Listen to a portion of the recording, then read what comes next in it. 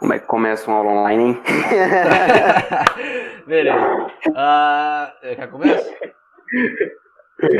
Fala aí alguma coisa. Certinho. E aí, gente, a gente está aqui agora na nossa segunda aula de filosofia com o professor Will, dando prosseguimento à aula anterior, que ele falou sobre os pré-socráticos, né? Que é os filósofos elementais e tudo mais. Os alunos que tiverem dúvida aí, que vai ter o... não tem aluno, né? Não tem aluno, né? Não tem aluno. Os alunos que estiverem escutando. Os alunos que estiverem escutando aí. Não, mas tudo bem. Aí a gente vai colocando os slides aqui pra vocês. O Will vai seguindo com os slides explicando a aula. E a gente segue gravando aqui pra disponibilizar depois pro YouTube, pra quem precisar. Beleza? Pode começar, Will. Beleza. Boa noite aí, Ivon. Isso. Temos a presença também aqui do Vinícius, que vai estar com a gente aqui para contribuir um pouco para essa aula aí e tornar ela um pouco mais didática. Certo? Pois bem, como bem pontuou o Ivon aí, a gente hoje vai falar do período socrático, né? Como vocês também podem ver aí na aula, filosofia clássica, que Sócrates é o cara que funda, né, essa filosofia, né? Sócrates que, propriamente dito, funda a filosofia ocidental. Aí talvez vocês se perguntarão, mas e os filósofos da natureza? Não foram eles que fundaram essa filosofia? A filosofia ocidental propriamente dita, não. A função dos filósofos da natureza era, naquele momento, desmembrar um pouco do pensamento mítico, da mitologia, que era até então o conhecimento que eles tinham na época, né? E Sócrates é importante falar dele porque exatamente concomitantemente a Sócrates que a democracia ateniense ela tem o seu apogeu, né? É ali por volta mais ou menos do século V a.C. que Sócrates começa a discursar, a falar sobre política, a falar sobre o ser, né? E aí por diante. Pode passar para o próximo slide, por favor, Ivon? Sim. Certo? E quais são as características gerais de Sócrates? Qual que era a filosofia dele, né? A filosofia de Sócrates é conhecida como uma filosofia nomos. Por quê? O nomos ele diz respeito àquilo que é essencialmente humano, aquilo que faz parte do ser humano. E, além disso, como eu falei anteriormente, ele vai falar sobre os pressupostos políticos, sobre a ética, sobre a moral, e daí por diante. Eu tô lendo aqui no meu celular e agora que eu lembrei que o slide também tá aqui, depois você corta essa parte aí, você foi editar. Daqui é o negócio aí? Hã? Você tava lendo no celular? Eu esqueci que tava aqui, mano, porque da última vez eu tava olhando pelo celular e esqueci. Tá, tranquilo, beleza. E a filosofia de Sócrates, ele afirma, não só Sócrates, mas Platão, que foi um discípulo de Sócrates, afirma ser possível chegar numa verdade que seja universal. E o que ele quer dizer com verdade universal nesse sentido? Ele quer dizer que a verdade universal é uma verdade universal quando ela é uma verdade para todos. É uma verdade para mim, é uma verdade para o Ivan, é uma verdade para o Vinícius e assim consequentemente. Porque a verdade que não seja universal, ela é subjetiva. E tudo aquilo que é subjetivo do ponto de vista filosófico, socrático, não me é suficiente. O Vinícius fez umas perguntas aqui, eu vou lê-las. Ele perguntou, Sócrates realmente existiu? Uma boa pergunta, Vini. Por muito tempo, né, as pessoas especularam, né, os estudiosos especularam que Sócrates ele nunca existiu. Ele era uma invenção de Platão, porque ele nunca publicou nenhum livro. Né? Sócrates ele não tem nenhuma obra publicada. O Sócrates ele acreditava que o conhecimento, a filosofia, ela só é válida quando ela é dada, quando ela é propagada de forma oral. Porque ele fala que a partir do momento que você escreve sobre ela, sobre um determinado assunto filosófico, aquele conhecimento, aquele assunto, ele é cristalizado. Então isso, do ponto de vista dele, não vale, não tem muito valor. Aí ele perguntou, né, a segunda pergunta aqui, por que Sócrates odeia os sofistas? Sócrates, ele odeia os sofistas porque os sofistas, eles tinham fama de cobrar por conhecimento, por aquilo que eles explicavam. Sofistas, a gente vai ver posteriormente como que era essa filosofia dele, mas ele não gostava dos sofistas exatamente por esse motivo que eu acabei de falar. Quais são as características do sofista? Vini, agora eu não vou pontuar essa questão porque eu pretendo mais tarde falar sobre os sofistas. E se eu falar tudo agora vai ficar uma aula muito pesada porque tem 10 slides aí. Quais as características do dialeto de Sócrates? No próximo slide também tem sobre isso e eu vou pontuar, vou explicar aqui. Tudo bem? E para chegar nessa verdade universal de Sócrates, existem 3 caminhos do ponto de vista filosófico de Sócrates para chegar até nela e estará no próximo slide aí. Pode pular para mim, por favor, Ivon? Pronto. E quais eram esses caminhos, né? Respondendo, talvez esse slide responda a pergunta a quarta pergunta do Vini, né? Quais eram as características do dialeto de Sócrates?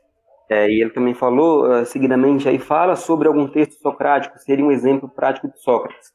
Muito bem, a gente vai ver aqui, que Sócrates, ele usava o método para chegar até as pessoas, para poder questionar as pessoas, para poder questionar o próprio conhecimento, que era um método conhecido como ironia. E por que ironia? Porque ele ia fazendo pergunta em cima de pergunta. Por exemplo, Sócrates estaria vamos pensar com a cabeça da época, né, estaria conversando conosco agora, e ele ia perguntar para a gente o seguinte, o que é o amor? Talvez eu respondesse para ele que o amor é o sentimento mais sofisticado que um ser humano pode sentir por outro.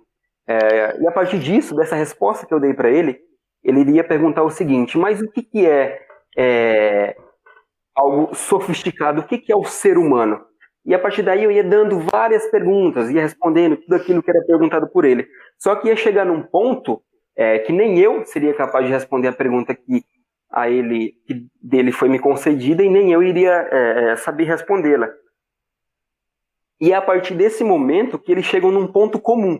E quando se chega num ponto comum, numa dúvida que está entre duas pessoas, né? Isso aí é o conhecimento. É a partir daí que eles vão construir um conhecimento que seja universal, porque ele não é dado a partir da subjetividade, mas sim da objetividade, né? É válido para ambas as pessoas que ali naquele momento estão conversando sobre. E aí, Sócrates também vai usar aquilo que o Vini perguntou também na questão 4, né, do dialeto de Sócrates. A dialética ou a maiêutica socrática. As palavras difíceis. Tá dando para entender? Tá dando, sim. Até lembrei aqui de uma das primeiras aulas que eu tive sobre Sócrates, que o professor tinha falado pra gente, nossa, essa metodologia do Sócrates mostra pra gente que ele devia ser um cara muito chato. Nossa, é um cara chato.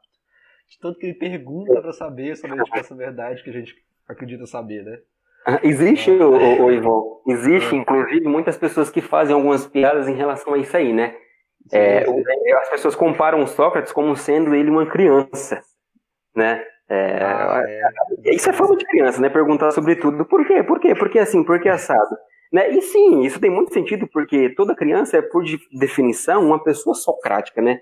A partir do momento que você faz várias perguntas para poder chegar numa resposta na qual você não tem, e você quer uma resposta concreta sobre aquilo, não eu acho justo dizer que uma criança ela é por definição socrática, assim, porque ela trabalha com essa ideia, né, de perguntas frequentes. Sim, nossa, eu já tinha visto até uma associação, tipo assim, de criança, como é que fala, uma frase falando, por exemplo, que a criança é tipo o melhor exemplo de cientista que pode existir, porque ela sempre vai estar em busca daquilo que ela quer saber. Então, se ela não conhece aquilo, ela vai procurar saber como é que é, ela vai te perguntar, ela vai... Quando é bebê, então, sabe, se ela tipo, vê uma coisa que ela tem interesse em conhecer, ela vai até aquele objeto, ela vai pegar, ela vai tocar na boca, ela vai mexer, ela vai tentar conhecer. Sim, então, tem essa associação, né, que a criança é o melhor, como é que fala, o melhor tipo de cientista que pode existir, porque ela está sempre em busca daquilo que ela não compreende. É muito disso. E a dialética e a maiêutica aí, essas palavras, elas são sinônimos do ponto de vista da filosofia socrática, E elas são, nada mais são que um método utilizado por Sócrates para poder explicar, para poder chegar na verdade universal. E é muito importante, né, que os vestibulantes, principalmente o Enem ele gosta muito de cobrar essas, como é que eu posso falar para você? Essas questões, você fala? Isso, gosta de pegar nesses pormenores, sabe? O que significa a dialética? De quem que era a maiêutica? O que representa isso? De quem que era esse método? Então, se porventura uma questão venha a cair este ano nos vestibulares, vocês guardem isso, né? A dialética maiêutica era um método socrático para poder chegar numa verdade universal. Era o caminho utilizado por ele. E qualquer outro caminho? Aqui a gente vai falar também desse caminho do idealismo platônico, que, como o próprio nome já diz, né, fala de Platão, que Platão vai dizer, diferentemente de Aristóteles, que a gente vai ver no terceiro ponto aí, no terceiro caminho, de que o conhecimento, para a gente chegar numa verdade universal, para chegarmos numa verdade absoluta, é necessário atingirmos o mundo, quer dizer, buscar o mundo inteligível, né, o mundo das ideias. Aristóteles, por sua vez, defende a ideia da metafísica, né, a metafísica aristotélica. Aristóteles fala que para chegar numa verdade universal, o caminho mais correto é o mundo material. E essa metafísica aristotélica, essa ideia de mundo material, ele é defendido do ponto de vista de Aristóteles, porque para ele, o mundo material ele é o caminho para chegar numa verdade universal, porque aquilo que está no nosso sentido, no nosso intelecto, talvez nos engane. Então, para ele é necessário essa ideia de mundo material, de perceber realmente como as coisas são. Porque se não for assim, isso não é uma verdade, isso não é uma verdade universal. Pode pular para o próximo slide. Aí eu coloquei uma questão aqui para vocês entenderem mais ou menos como que os vestibulares gostam de cobrar esse tipo de questão quando o assunto é filosofia socrática. Aí eu vou ler aqui uma questão do Enem, né? Questão 66 aí. Uma conversação de tal natureza transforma o ouvinte. O contato de Sócrates paralisa e embaraça. Leva a refletir sobre si mesmo. A imprimir a atenção uma direção em comum. Os temperamentais. Como Alcibíades. Como Alcibíades sabem que encontrarão junto dele todo o bem de que são capazes, mas fogem porque receiam essa influência poderosa, que os leva a se censurarem. É sobretudo a esses jovens, muito quase crianças, que ele tenta imprimir sua orientação. Vou só falar um pouco sobre esse comando, o comando dessa questão. Aqui, quando ele fala o seguinte, ó, o ouvinte, o contato de Sócrates paralisa e embaraça, leva a refletir sobre si mesmo, a imprimir a atenção uma direção em comum. Nesse ponto aqui, Sócrates está falando sobre a questão do autoconhecimento, tão bem definida por ele, né? Sócrates fala que o autoconhecimento é só a partir do autoconhecimento que a gente também pode chegar numa verdade universal. Tanto é que tem uma frase dele muito famosa, né? Conhecer-te a ti mesmo, e só assim, e só a partir desse momento você dominarás o mundo e os deuses. Continuando a questão. Não conheci essa frase, não. Dele, mas fogem porque receiam essa influência poderosa, que os leva a se censurar. É sobretudo a esses jovens, muito quase crianças, que ele tenta imprimir sua orientação. Sócrates, ele tinha essa fama também de ensinar para a juventude grega. Aí a questão o texto evidencia características do modo de vida socrático, que se baseava na alternativa A, contemplação da tradição mítica. Não, muito pelo contrário, né? Quando a gente estudou filosofia da natureza, a gente percebeu que os próprios filósofos pré-socráticos, eles tinham essa ideia, né? A finalidade dele era se desmembrar do pensamento mítico. Alternativa B, sustentação do método dialético. Essa questão nos responde, essa resposta nos responde essa questão com mais eficácia, porque eu vou pedir para você voltar um slide, e por favor. E a gente vai ver, ó, qual era o método, qual era o caminho de Sócrates para chegar na verdade universal. Era a ironia, as constantes perguntas e a ideia da dialética, da maiêutica, né? Esse era o caminho, é o método utilizado por ele. Pode passar para o próximo slide. Então a gente já tem a alternativa B com uma alternativa correta aí. A alternativa C, relativização do saber verdadeiro. Não, né? Porque ele quer não uma relativização do saber, ele quer um conhecimento, uma verdade que seja universal. Então a gente descarta. É a alternativa D. Valorização da argumentação retórica. O que é retórica, né? É um termo muito utilizado pela filosofia, que é dizer a arte do bom falar. Retórica, nesse sentido, seria mais para uma resposta que tivesse falando sobre um texto sobre os sofistas, porque os sofistas, a partir da retórica, né, eles cobravam, né, para ensinar sobre política, para ensinar sobre a natureza humana. Então essa resposta não é bem-vinda para a questão. E tem a alternativa E, né, que tem a investigação dos fundamentos da natureza. Não. Se o texto também estivesse falando sobre filosofia pré-socrática, a gente teria essa resposta aqui como uma resposta muito bem aceitável, mas não é.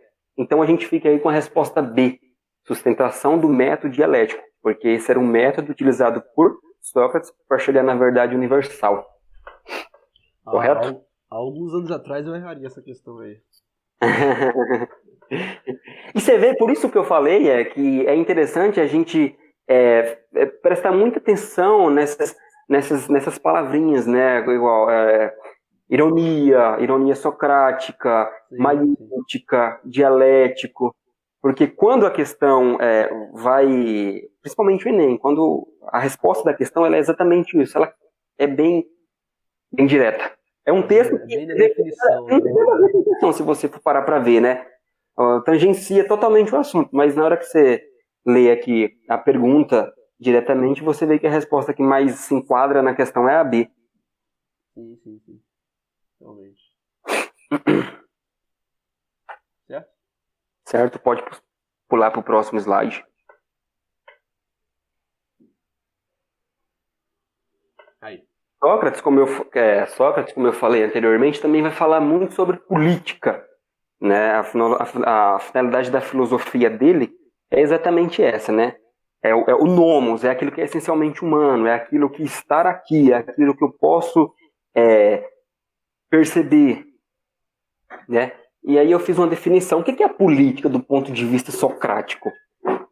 Será que é uma política diferente daquela ideia de política que nós temos hoje? Né? De acordo com Sócrates, a política é a ciência que conhece o bom governo. É a arte do bom governo, a arte de governar. E essa arte de governar depende diretamente da sociedade grega. Lembremos, como eu falei anteriormente, que a democracia grega ela é fundada no século V, concomitante com Sócrates. E o que pressupõe, né, sociedade do ponto de vista democrático grego? É a ideia das pessoas irem à ágora, isso a professora de História Geral vai falar com mais afinco para vocês, a população grega irem à ágora, decidir sobre quais são o caminho melhor para a cidade de Atenas, o que deve ser feito, o que não deve ser feito. Então, a sociedade, essa arte do bom governo, ela depende diretamente da sociedade. Por falar em democracia ateniense, eu vou explicar aqui também uma questão que a professora de História vai explicar com mais afinco, mas os vestibulares, principalmente o Enem, gostam de cobrar essa questão de democracia ateniense. Né? E a democracia ateniense ela é uma democracia totalmente diferente da que nós temos hoje no Brasil. E é exatamente por isso que eles gostam de cobrar. A democracia ateniense ela era uma democracia direta e excludente.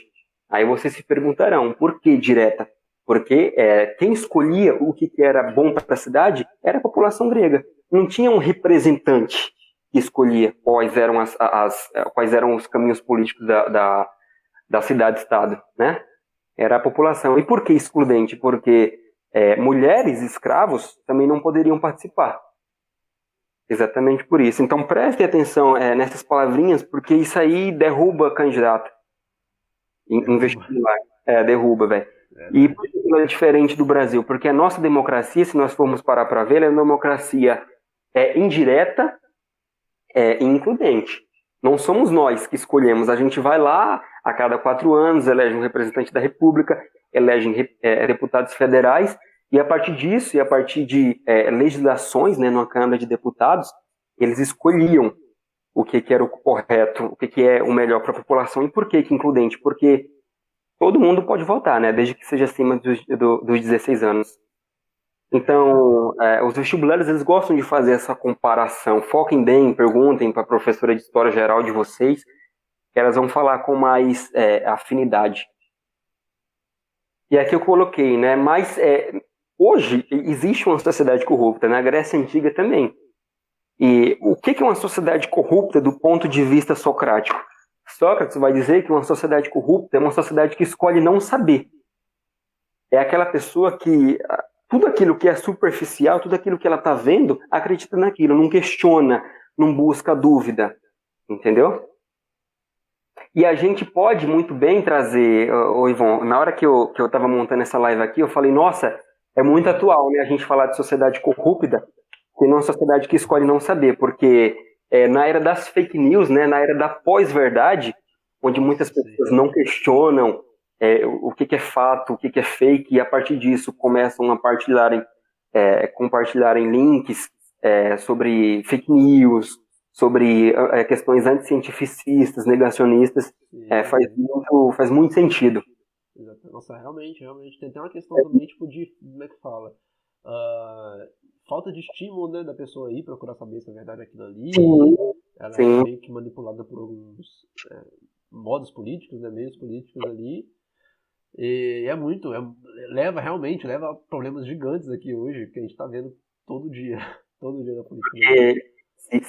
É meio até. É muito interessante a gente fazer esses links, porque se a gente fala de uma sociedade corrupta no qual ela é também democrática, a gente pode não culpar apenas o representante do Estado, mas sim a população, porque o que é democracia, né? Democracia é onde a maioria escolhe.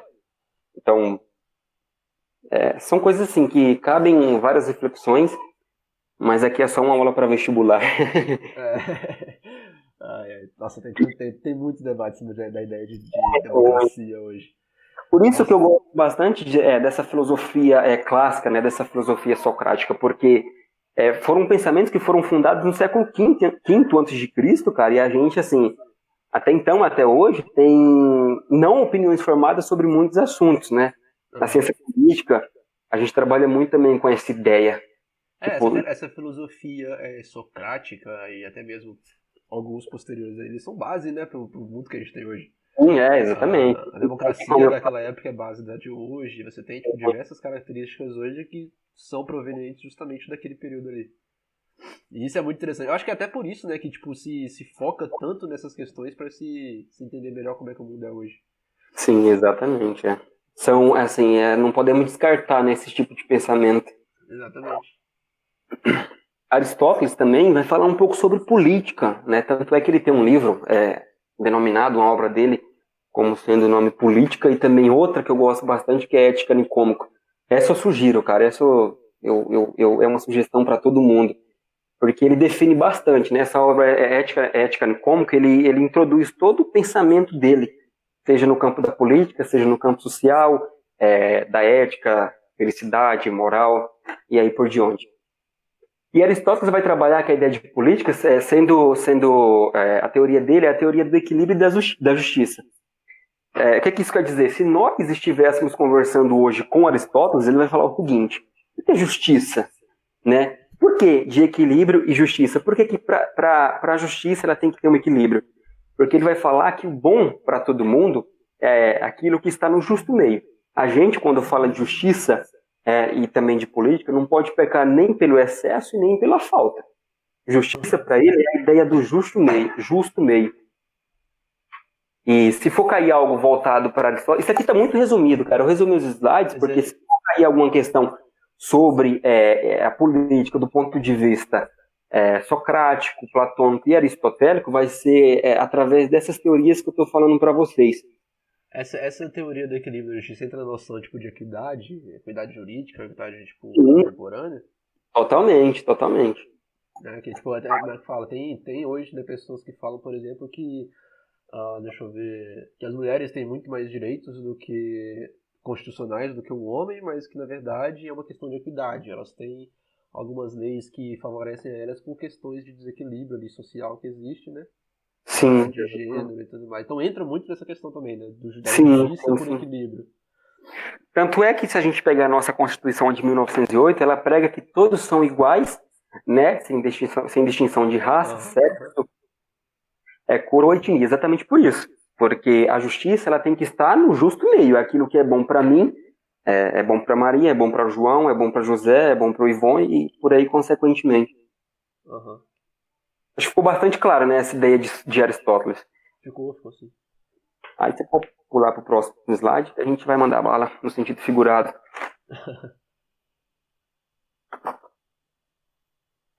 Sócrates, a partir de agora vai ser mais ou menos com a revisão, porque Sócrates para vestibular é basicamente isso, né? Sócrates e a verdade universal. Qual era o método, como eu falei anteriormente para vocês? O método era a maiêutica. Esse era um método utilizado por ele. Como que ele utilizava esse método? É aquilo que nós gravamos, foi você que me questionou, inclusive, né, Ivan? Na aula da ideia da tese, da antítese e da síntese. Da aula passada, sim. Exatamente. É ele que vai trabalhar com essa ideia. O porquê de tese? Tese é quando você monta, quando você tem uma ideia sobre um determinado assunto. E lembre-se, ele quer chegar numa verdade universal. Só que a partir do momento que eu monto essa ideia, eu preciso desconstruí-la. Ela, para mim, não me é suficiente do jeito que está. E é através da antítese ou antitese que a gente vai desconstruir esse pensamento, né? E construindo o pensamento, é só aí que a gente vai chegar numa verdade que seja mais palpável, numa verdade que seja mais absoluta. E isso é a síntese. É a síntese da tese, que anteriormente passou pela desconstrução, que é a antítese, e chegou naquilo que pode ser mais aceito do ponto de vista filosófico dele. Esse método, eu defini aqui, ele tem como finalidade sair de uma verdade individual para, posteriormente, alcançar a verdade universal. Porque lembre-se, a verdade individual ela não é aceita. A verdade ela só é aceita quando eu questiono, quando eu duvido dela. Porque tudo aquilo que está na minha aparência, tudo aquilo que está no aqui e agora, pode estar me enganando, pode não estar da mesma forma amanhã. Então é através desse questionamento constante que a gente vai chegar nessa verdade universal. Pode passar para o próximo slide, por favor.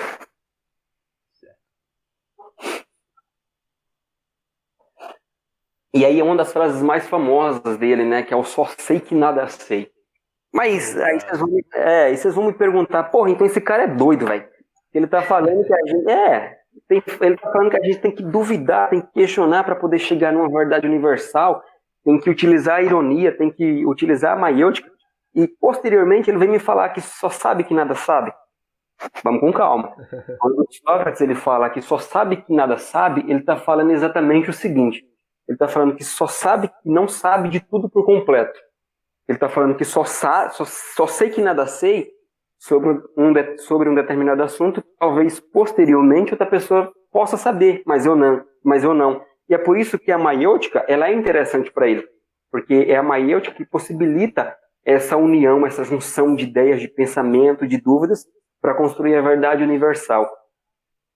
E o que é o não saber para ele? Não saber é exatamente isso. É a condição para buscar o saber. Para isso é necessário, no entanto, abandonar a aparência, porque a aparência, como eu falei, ela engana. Ela, para mim, não pode funcionar amanhã. Tanto é que tem uma frase, um clichê muito famoso, né, que fala sobre as aparências enganam. Isso é puramente Sócrates, cara. Isso é Sócrates. Vem daí, eu não sabia. Você vai ver que a filosofia ela explica quase tudo. Entendi. E Sócrates, ele também vai falar que todo homem aqui, homem, seja homem ou mulher, criança, o homem ele nasce para saber. Tem até um caso muito engraçado em relação a isso, que ele fala que um certo dia ele está lá e chega, ele busca um determinado escravo, traz para a ágora, e nesse momento que ele traz esse escravo para a ágora, ele começa a explicar ele sobre geometria. E conforme ele vai questionando, vai perguntando para esse escravo sobre geometria, ele vai vendo que o escravo vai dando respostas que são coerentes sobre geometria. Uhum. Ele só não tem o tempo suficiente para falar, para aprender. Entendeu? Ele só não tem uma capacidade cognitiva tão desenvolvida. Uhum. E a partir desse momento, dessa ideia, isso aí é uma metáfora, obviamente, eu não acredito nisso, mas essa é uma metáfora para exemplificar esse pensamento dele, de que todo homem ele nasce para saber. Aham. Mas poucos desenvolvem, né, essa capacidade. Sim, sim. Essa questão que você falou, por exemplo, do escravo, que ele não tem tempo, né? Isso aí Sim. passa pela história toda, né, cara? Isso aí até hoje a gente pode Sim, perceber, né, que fala, exatamente. características hoje nos estudos, né? Sim, Nessa busca por conhecimento, que é uma coisa extremamente elitista. Né? sim, Muito dificilmente, até que hoje tem políticas que ajudam isso a balancear um pouco, né? Fazer com que pessoas de baixa renda consigam entrar na universidade, consigam seguir a carreira e tudo mais. exatamente. Mas, no geral, sempre foi uma coisa muito elitista. De você, como é que fala, se separar do tempo, o seu tempo só para estudo. Isso é uma coisa, historicamente, assim, sempre vai ter. Sempre É foi assim. exato. Concordo Infelizmente. plenamente. Infelizmente, né? Se nós pegarmos o analfabetismo funcional, que a sociologia explica isso com mais afinco, esse é um exemplo, né?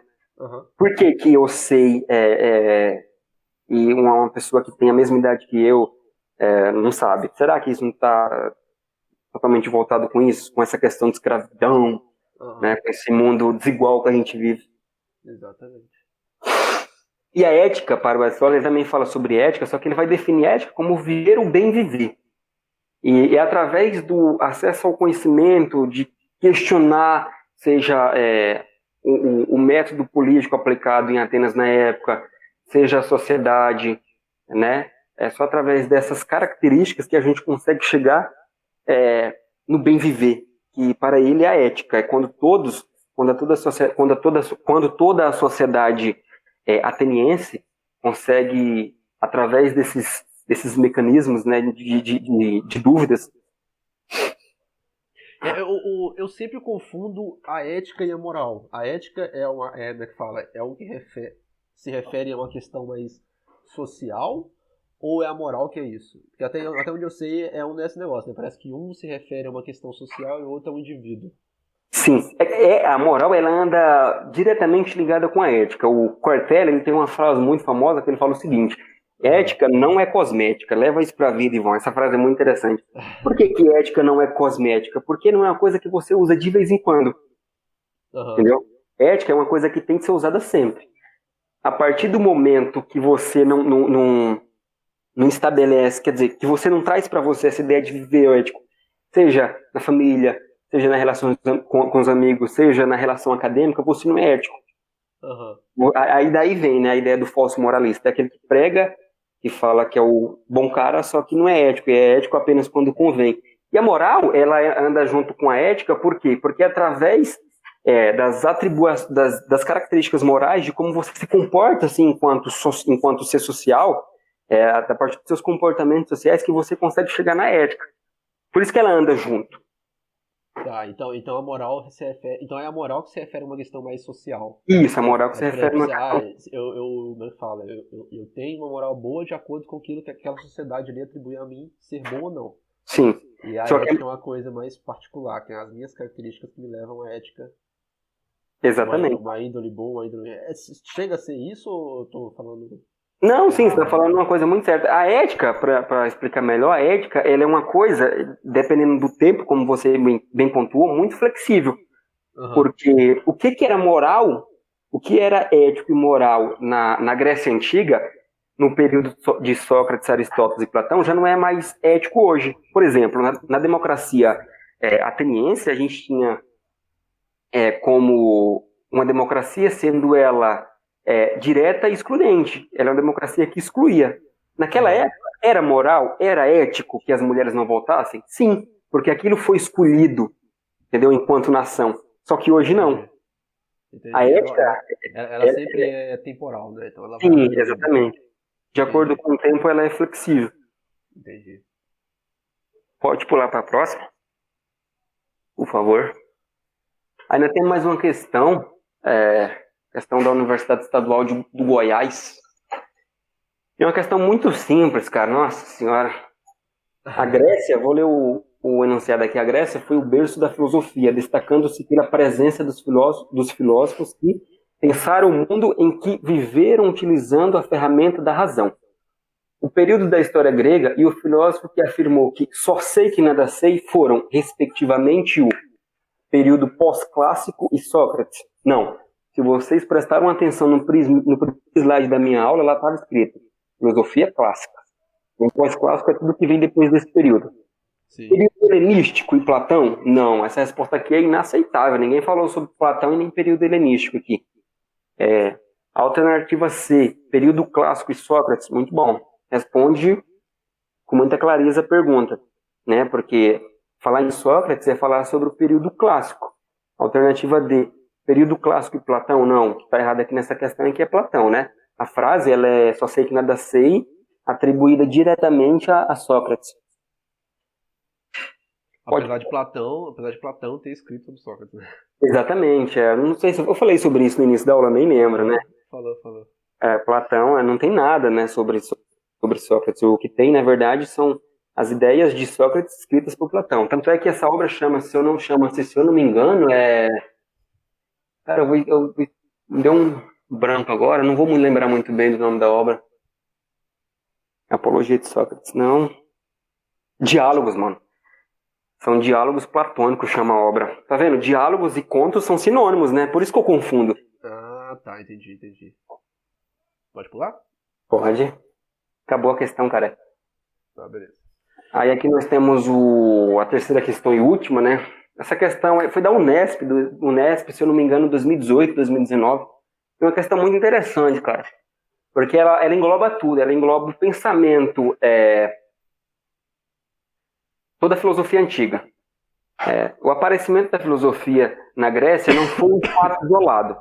Estava ligado ao nascimento da polis. É muito importante a gente pensar por esse ponto de vista também. A filosofia, ela foi possibilitada porque nessa época de Sócrates também, eu acho que no final do século VI a.C., teve ali uma formação, começaram a acontecer as formações das cidades-estado, né, das cidades-estados gregas. E a partir do momento que essas culturas diferentes vão se aproximando, vai tendo um choque, né, de cultura, um choque de pensamento, e é exatamente esses choques de pensamento que permitem que a filosofia seja inaugurada nesse tempo. A relação entre o surgimento da filosofia e da polis na Grécia Antiga é explicada, entre outros fatores. Pode pular, por favor. Esse slide ficou péssimo. Mas vamos lá. Alternativa A. Pelo interesse dos mercadores em estruturar o mercado financeiro das grandes cidades? Não, nada a ver, cara. O interesse não era esse de forma nenhuma. Não tem sentido nenhum essa alternativa.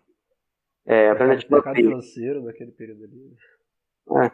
Pelo esforço dos legisladores em justificar e legitimar o poder divino dos reis? Não, muito pelo contrário, né? Nada a ver. Totalmente oposição a isso. Tanto é que a democracia ateniense, quem fazia a política ateniense era exatamente as pessoas. Era uma democracia direta.